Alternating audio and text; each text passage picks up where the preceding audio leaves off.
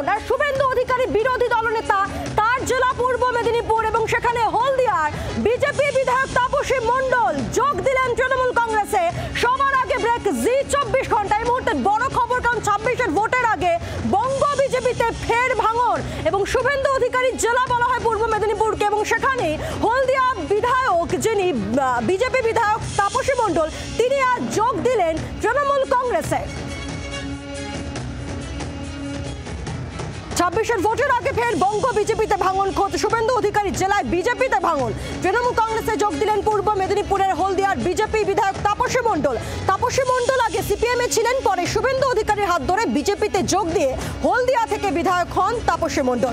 সবার আগে ব্রেক জি 24 ঘন্টায় আপনাদেরকে সবার আগে আমরাই জানাই যে তাপসী মণ্ডল তিনি যোগ দিতে চলেছেন তৃণমূল কংগ্রেসে। আর তারপরে আমরা দেখলাম একেবারে তৃণমূল কংগ্রেসে যোগদান তাপসী মণ্ডলের।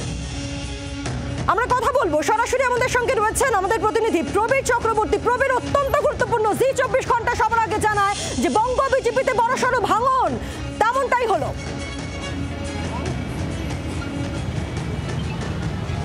একদমই দেখো যে বারবার ধরে যেটা রাজনৈতিকভাবে চর্চায় উঠে আসছে যে বঙ্গ বিজেপিতে ভাঙন 2026 নির্বাচনের আগে, এইটা একটা তাৎপর্যপূর্ণ বিষয়। কিন্তু এর মধ্যে আরও একটা তাৎপর্য রয়েছে, যেটা বড় তাৎপর্য বলে মনে করছে রাজনৈতিক মহল। সেটা হচ্ছে শুভেন্দু অধিকারীর জেলায় ভাঙন। শুভেন্দু অধিকারীর হাত ধরে 2020 সালে সিপিএম থেকে তৃণমূল বিজেপিতে যোগ দিয়েছিলেন তাপসী মণ্ডল। 2021 বিধানসভা নির্বাচনে জিতে বিধায়ক হয় বিজেপির টিকিটে শুভেন্দু অধিকারীর জেলায় শুভেন্দু অধিকারীর হাত ধরে।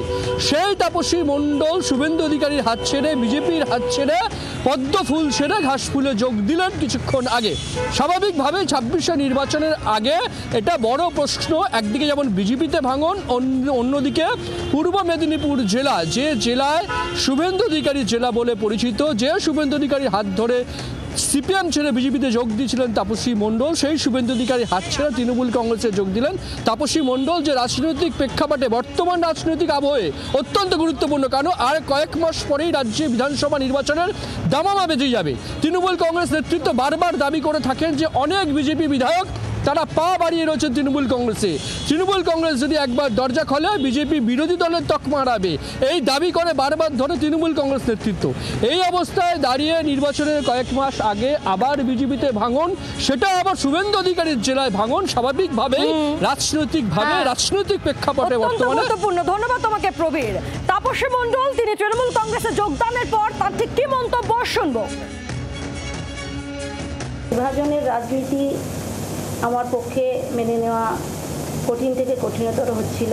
উন্নয়নের পক্ষে দাঁড়িয়ে এবং তাদের জন্য কিছু কাজ করতে যাতে আমি পারি, তার জন্যই আজকের মাননীয় মুখ্যমন্ত্রী মমতা ব্যানার্জির সঙ্গে আমি যুক্ত হলাম। সামগ্রিকভাবে এই বিভাজনের রাজনীতি বন্ধ করে প্রগতিশীল রাজনৈতিক প্রেক্ষাপট প্রতিস্থাপনের জন্য সচেষ্ট হব। কিছুদিন আগে অভিজিৎ গাঙ্গুলির সঙ্গে তাপসী মণ্ডলের বিবাদ একেবারে প্রকাশ্যে চলে এসেছিল। আর আজ তৃণমূল কংগ্রেসে যোগদানের পর অভিজিৎ গাঙ্গুলি সম্পর্কে তাপসী মণ্ডলের কি বক্তব্য শুনবো।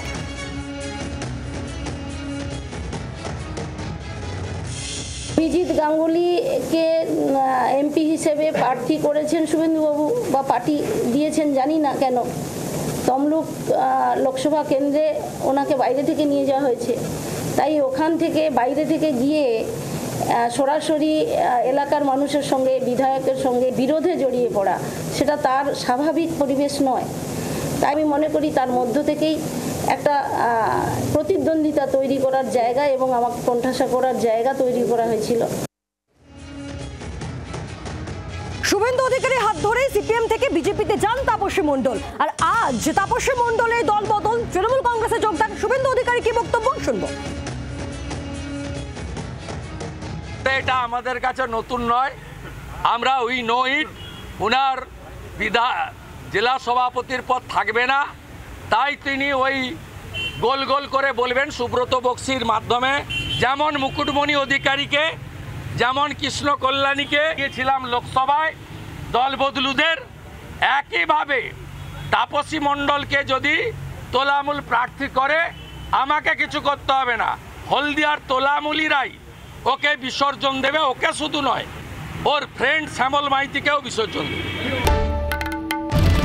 বাংলার আওয়াজ, বাঙালির আবেগ, জি 24 ঘন্টা।